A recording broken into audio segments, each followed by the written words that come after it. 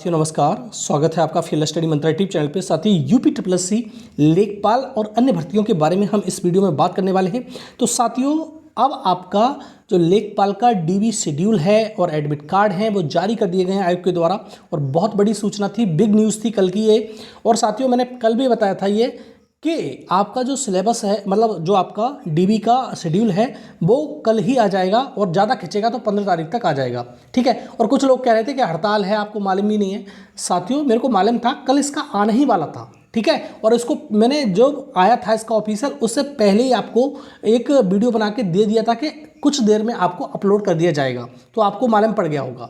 ठीक है। दूसरी बात साथियों, एक बात करते हैं कि लेखपाल का डीबी का जो शेड्यूल है और एडमिट कार्ड तो हमारे आ गए, लेकिन जो आपके लेखपाल का डीबी है इसके अभियान जो चल रहा था वो साथियों रुकना नहीं चाहिए, ये ध्यान रख लेना। अगर आप बहुत ज़्यादा खुश हो जाओ कि हमारा वो आ गया, तुम्हारा शेड्यूल आ गया, हम तो ये हो गया वो हो गया, नहीं। अब आपकी जिम्मेदारी और बढ़ जाती है। अभी तो हम क्या कह रहे थे, अभी आ नहीं रहा था, एक मान लो अंधेरे में तीर लगाना होता है, लेकिन अब आपका सामने है कि 19 तारीख से आपका डीबी शेड्यूल किया गया है, तो आपको जिम्मेदारी और बढ़ जाती है कि आप इस अभियान को और गति दें। ठीक है साथियों। और ये अभियान 30 नवंबर तक रुकना नहीं चाहिए किसी कीमत पर, अगर आप सक्सेस चाहते हो।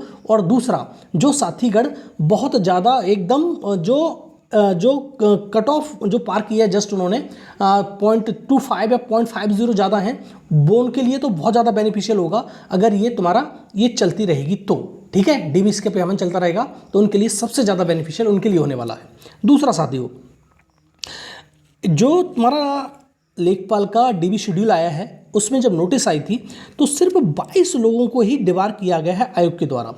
अब देखो साथियों, ये सवाल बहुत सारे लोगों का है कि जो एफआईआर थी वो तो बहुत सारे लोगों पे थी, लेकिन 22 लोगों को डिबार किया गया है, और जो संदिग्ध हैं वो भी बहुत सारे हैं। मतलब ऐसे तो इन्होंने डिबार क्यों नहीं किया? देखो, संदिग्धों को डिबार नहीं करेंगे, मैंने पहले ही बताया था, संदिग्धों को डिबार नहीं करेंगे। जो एफआईआर है, लेकिन उसमें भी एफआईआर में कम लोगों को डिबार किया गया है, कम से कम 60-70 लोगों को तो डिबार किया ही जाना चाहिए था जिन पे एफआईआर है।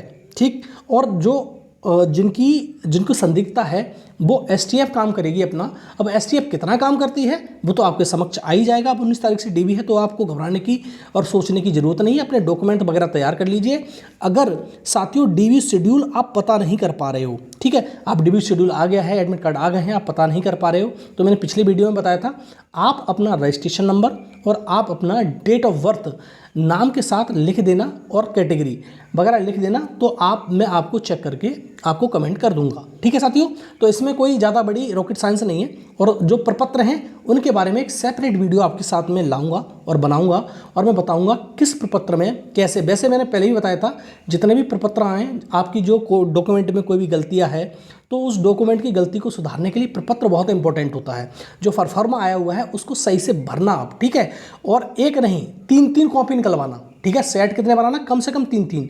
अगर कोई गलती हो जाए आपसे, मान लो हो जाए, और हड़बड़ा रहे हो आप फालतू में, जब जा रहे हो तुम्हें डीबी देने तो वहाँ पर हड़बड़ा रहे हो, तो हड़बड़ाने की जरूरत नहीं है। अगर कोई गलती हो जा रही है तो तुरंत परफॉर्मा वही निकालो, और वो जो प्रपत्र है वो निकाल के वहाँ पर वो सही कर लो। और ओवर राइटिंग मत करना, ज़्यादा घिसापिटी मत करना वहाँ पर। ठीक है। तो इसलिए मैं कह रहा हूँ कि 2-2 सेट तो बनाने ही बनाने हैं, एक सेट एक्स्ट्रा भी रखना है आपको, जिससे आपकी कोई गलती की गुंजाइश रहे ही ना। ठीक है साथियों। तो ये 2 बात हो गई। ठीक है। तो लेखपाल के बारे में सारी बात कर ली, और अब साथियों एकदम बूस्ट तरीके से आप इस अभियान को और आगे गति दो और आगे बढ़ाओ, जिससे आपको जो साथी हैं बिल्कुल कट ऑफ पर, उनके लिए फ़ायदा हो सके। दूसरा साथियों, बात करते हैं वीडियो री एग्ज़ाम की। जो वीडियो री एग्ज़ाम है उसकी जो आंसर की है साथियों, अभी तक क्यों नहीं आई, और ये आंसर की कब तक आ सकती है? जो वीडियो की री एग्जाम की रिवाइज आंसर की, देखो मैंने पहले ही बताया था कि वीडियो की रिवाइज आंसर की भी आयोग ने एकदम बना के तैयार कर ली है। अब आपको जो आंसर की है बिल्कुल तरीके से इसी हफ्ते देखने को बिल्कुल मिल जाएगी। ठीक है। और आपको सैटरडे तक वेट करना है। आपको सैटरडे तक, आज ही हो जाए, कल हो जाए, परसों हो जाए, मतलब आपकी आंसर की आ जाएगी। ठीक है। और नहीं आएगी तो मंडे को तो 101% आपकी आंसर की अपलोड कर दी जाएगी। इसमें ज़्यादा वक्त नहीं लग रहा है, क्योंकि आंसर की बिल्कुल तैयार है, आंसर की अपलोड करनी है। आंसर की को अपलोड करना मतलब यह नहीं कि आंसर की पे काम करना, कोई काम नहीं करना आंसर की पे। आंसर की 100% बन के तैयार हो गई है, बस इसको अपलोड करना है, आपको देना है। ठीक है साथियों। दूसरा साथियों, कंबाइंड टेक्निकल 2016 और एएसओ 2019 का रिजल्ट। साथियों, कंबाइंड टेक्निकल के रिजल्ट पर काम बहुत तेज़ी से चल रहा है और ये रिजल्ट जो है लास्ट तुम्हारा सितंबर तक जारी कर दिया जाएगा। और उसके बाद सितंबर के बाद अगर लास्ट में होता है कंबाइंड टेक्निकल का रिजल्ट तो एएसओ का रिजल्ट अक्टूबर में आएगा फिर, ठीक है, जस्ट उसके बाद। और दोनों ही पर रिजल्ट पर काम अच्छे से चल रहा है। आपको मैं बताता रहता हूँ, अपडेट देता रहता हूँ कि यूपी में क्या काम जारी है, ठीक है। और साथियों, पैट 2022 से, जैसा कि मैंने पहले भी बताया था, पैट 2022 से अभी 4 नोटिफिकेशन आना बाकी हैं। 4 नोटिफिकेशन आपको देखने को मिलेंगे पैट 2022 से। और कौन कौन से नोटिफिकेशन है आपको मैं बता देता हूँ एक बार, जैसा कि मैं कल भी चर्चा की थी। एक नोटिफिकेशन मानचित्रकार का आएगा साथियों, पहला, ठीक है। मानचित्रकार नक्शा नवीसी का नोटिफिकेशन अब इसी महीने में 10-5 दिन में भी आपको देखने को मिल सकता है, ठीक है। 10वां नोटिफिकेशन होगा पैट 2022 से। एक नोटिफिकेशन एजीटीए का होगा आपका। एजीटीए के बारे में छात्र बहुत परेशान है। एजीटीए का नोटिफिकेशन एक्चुअली फंस चुका है।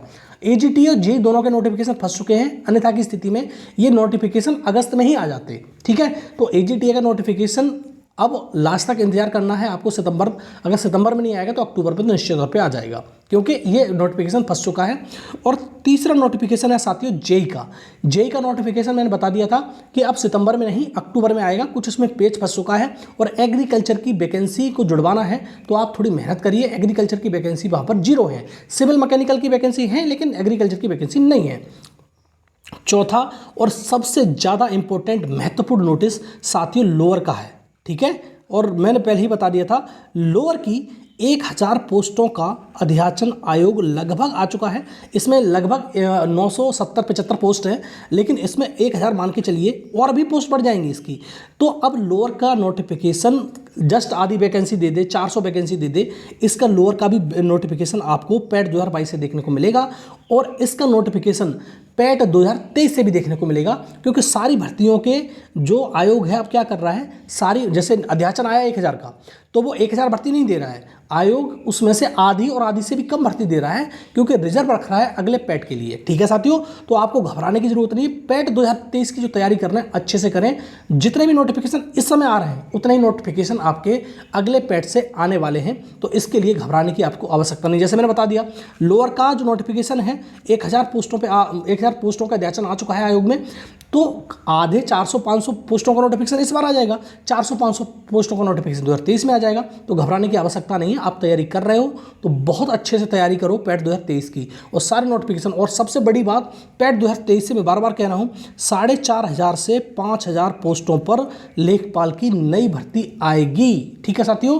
तो आप तैयारी करते रहिए। और मैंने सारी की सारी बात कर ली और लेखपाल के बारे में बात कर ली। और साथियों, अब भी आप किसी का डाउट है तो आप मेरे को कमेंट बॉक्स में लिखिए। और साथियों, अच्छे कमेंट करा करिए, एक सभ्य व्यक्ति का परिचय दिया करिए। मैं किसी को गाली गलौज नहीं करता, किसी को असभ्य भाषा का प्रयोग नहीं करता। तो आपकी भी जिम्मेदारी ये बनती है कि आप भी कमेंट बॉक्स में सभ्य भाषा का प्रयोग करें। अगर आपसे मेरे को कोई दिक्कत है तो आप भाई वीडियो मत देखिए, कोई दिक्कत थोड़ी नहीं है कि मैं आपके घर जा रहा हूँ इनविटेशन देने के, आप वीडियो जरूर देखिए मेरा, इसके बिना कोई काम नहीं चलेगा, मैं कभी नहीं कहता हूँ। और लाइक शेयर की और सब्सक्राइब की मैं बाद में कहता हूँ। और जितना मेरे को वो नहीं है कि आप क्या करोगे क्या नहीं करोगे, वीडियो अच्छा लगेगा तो लाइक्स भी करोगे, शेयर भी करोगे, सब्सक्राइब भी करोगे चैनल को, ठीक है साथियों। तो ये चीज़ मेरी तरफ से है, लेकिन अपना जो परिचय है वो एक सभ्य व्यक्ति का दीजिए, एक इस प्रकार के दीजिए कि आप ऑफिसर बनने जा रहे हैं या आप एक सरकारी नौकर बनने जा रहे हैं, उस प्रकार का। एक गवार और बेहुदा व्यक्ति का परिचय कभी मत दीजिए, ठीक है साथियों। और आपका ये कैरेक्टर ही डिसाइड करेगा कि आप नौकरी पा पाओगे कि नहीं पा पाओगे, ठीक है साथियों। तो वीडियो अच्छा लगता है तो साथियों लाइक शेयर कर दिया करो और चैनल को सब्सक्राइब अवश्य कर लो, जिससे आने वाली नोटिफिकेशन आपको समय से मिल सके, ठीक है साथियों। धन्यवाद।